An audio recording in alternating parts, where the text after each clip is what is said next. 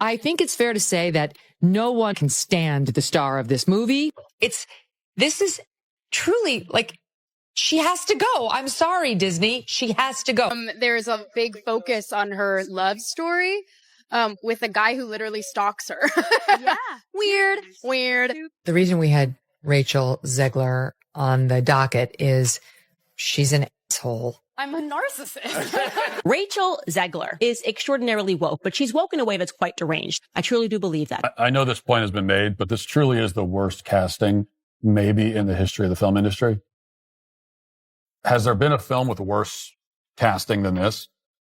And I don't just mean the Snow White actress. Obviously, she's terrible, but both of them. And if you disagree with this sentiment, just hit the unfollow button. I don't need your business. This is someone who is as entitled as, I don't need your business. You know what? Maybe Disney does. Maybe you're a tool, you're a pawn in this film. You didn't write it. You didn't direct it. You have nothing to do with the creation of Snow White. Right. You should shut up and do the job. There's something wrong with her. She's disturbed. She's unhappy. And she thinks it's about feminism and the patriarchy and about abortion. But the reality is she's just not stable. Like the majority of people in Hollywood, they're just not stable human beings. I would highly advise that you boycott this film, no matter how much your children love Snow White. I can also be having the greatest time and simultaneously wishing people would stop sending me death threats. Neither of them make any sense for their roles. We've already covered how Rachel Zegler is a terrible choice for Snow White. Nothing about her says Snow White, and that's even leaving aside the fact that she openly detests the story, as she said many times during this disastrous PR campaign. But Gal Gadot, who plays the queen, the first problem is that she's the evil queen. The evil queen is supposed to be envious of Snow White's beauty, and that is just not believable. It is just not, even in a movie with magical mirrors and dwarves and all that, in a fairy tale, that strains my ability to suspend disbelief. I cannot buy that Gal Gadot is angry that she's not as beautiful as Rachel Zegler. I cannot buy that. Oh, man. Hello, Disney. You're going to have to redo your film again because this woman is a pig and you fired Gina Carano for far less than this nonsense. Now, for Disney, as you probably remember, all of this publicity, the Zegler interviews, the Daily Mail leak, caused a lot of unexpected, for them anyway, pre-production problems.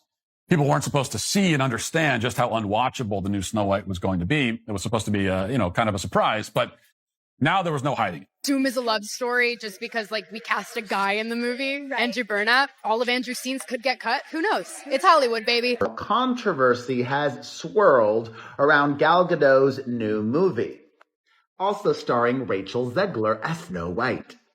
A lot of people don't like her. A lot of people don't like her either. She's got a big mouth. She talked trash about the original movie. I'm going to stand there 18 hours in a dress of an iconic Disney princess. I deserve to be paid for every hour that it is. The moment Disney cast Rachel Zegler as Snow White, it was like a spell broke. And not the kind where birds sing and wands twirl. They chose someone to play one of cinema's most iconic princesses who had, in her own words, called the original Snow White creepy, outdated, and not something she'd ever watch again. That's not speculation. That's on record. I just mean that it's no longer 1937. She's going to be saved by the prince, and she's not going to be dreaming about true love. She's dreaming about becoming the leader she knows she can be. She delivered those lines proudly on the press tour, smirk and all. You could almost hear Walt Disney rolling in his cryogenic chamber. This wasn't just a casting misfire. It was the opening scene of a disaster movie disguised as a fairy tale. And then came the interviews. Oh, the interviews. Instead of leaning into Snow White's legacy or trying to win over skeptical fans, Rachel doubled down. In one viral clip, she casually mocked the original story, dismissed the prince as weird, and scoffed at the very idea of a love story. Disney is having its own problems. They're finally releasing the latest adaptation of Snow White, but they're scaling back the Hollywood premiere of the film. Kinsey, why is that? Because Rachel Zegler is a PR night. Sure, 2024 wants stronger female leads, but there's a difference between updating a story and setting it on fire. What made it worse was her tone. It wasn't just confident, it was smug. Rachel didn't sound like someone trying to modernize a character. She sounded like someone trying to rewrite the entire legacy like it owed her money. Speaking of money, let's talk about that now infamous clip where she, with full defiance, said she deserved to be paid every time someone streamed her movie. There are 18 hours in a dress of an iconic Disney princess. I deserve to be paid for every hour that it is streamed on. People are like, oh wow, Snow White flopped. Who is surprised? You cast arguably the least genuine, most out of touch, and disliked person in her industry, and her industry is Hollywood. And the bad guy is Gal Gadot. That sound you heard. Every studio executive in Hollywood face-palming at once. And the irony, that statement came before the movie even premiered, before the Rotten Tomatoes scores, before the box office crash. Like, slow down, Rachel. Maybe wait until the film is a global phenomenon before demanding royalties on every stream. Welcome, Rachel Zegler and Gal Gadot.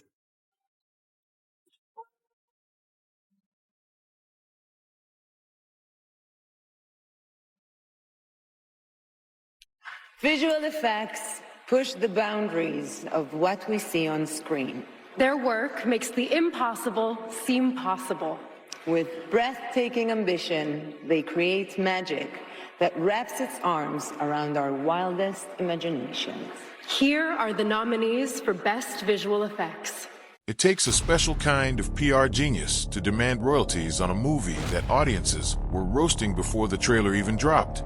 And then there was Gal Gadot, our literal evil queen, and apparently Rachel's silent co-star hostage. Every red carpet event, every photo op, every interview they did together, Gal looked like she was one glass of wine away from a full breakdown. Fans caught on immediately. By the time the Oscars rolled around, their tension could have been cut with a poisoned apple. White gets her name, not from the fairness of her skin, as we obviously know Rachel Zegler would be a miscast in that sense. Instead, she gets her name from surviving a snowstorm. That audiences walk away from this film with an understanding of the true meaning of fairness, of what it means to be fair in this world. There is a message that's been carried on for almost 90 years now from the original animated classic. That is, fairness is what is within. Fairness is to do with your heart, the way you treat the people around you. And it has nothing to do with what you look like. And that's the misunderstanding between Snow White and the Evil Queen. I think it's such an important message, and the way that Disney has elevated it and brought it to this new audience is very special. Gal would pose on one side, Rachel on the other. No arm touches, no sisterhood vibes, just stiff body language and tight-lipped smiles. You know that look you give a coworker only because HR told you to be nice? That was Gal. Every single time Rachel opened her mouth. But the real kicker? The movie itself. This wasn't just a remake. It was a reimagining, which in Hollywood is code for this is about to get messy.